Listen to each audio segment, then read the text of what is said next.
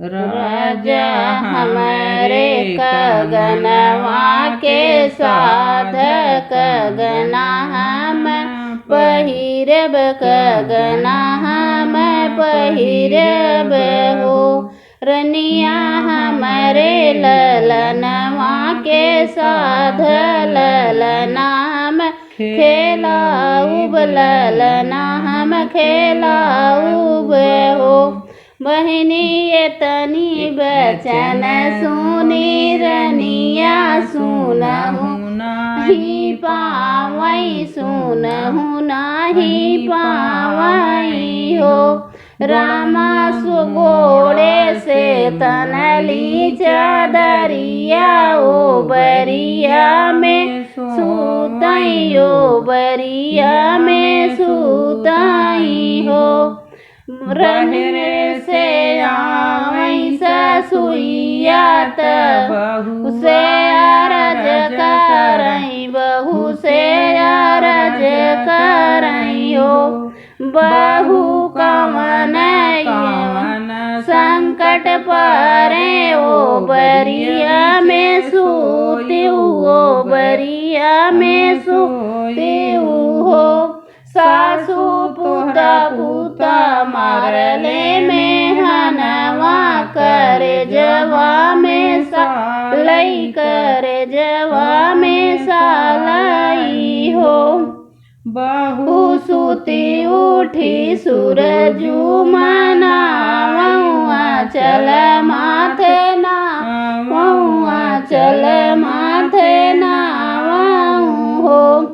बहू सुती उठी सूरजू मनायू चल माथे नायू ललना तोहरे होई है हो।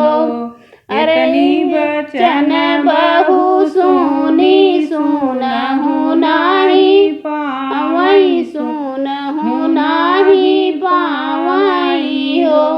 बहू सुती उठी सूरजू मनावैया चल माथे नावैया चल माथे नावई हो। अरे रामा हो बिहान पह पाटत ललनवा जनम ले हैं ललना जनम ले हैं हो। अरना बटोरत चूड़ी चिरई चेरिया चेरिया राजा गे खबर जनावऊ ललना हमरे जन में ललना हमरे जन में नी हो।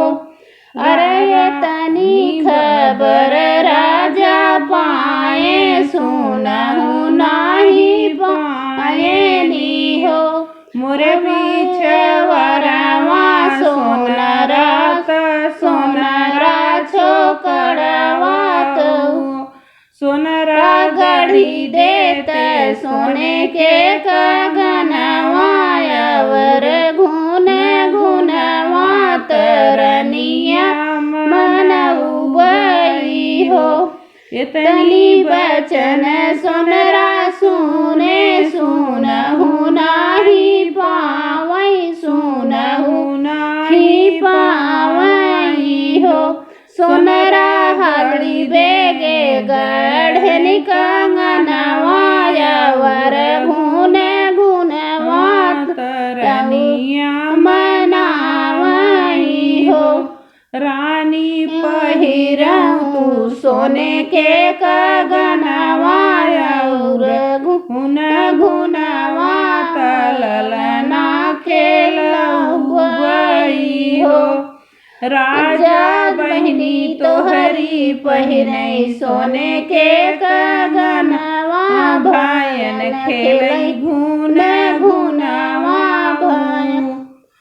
राजा हम तो जन्म कर झनिया गगना नाही पहिरब कंगना नाही पहिरब हो।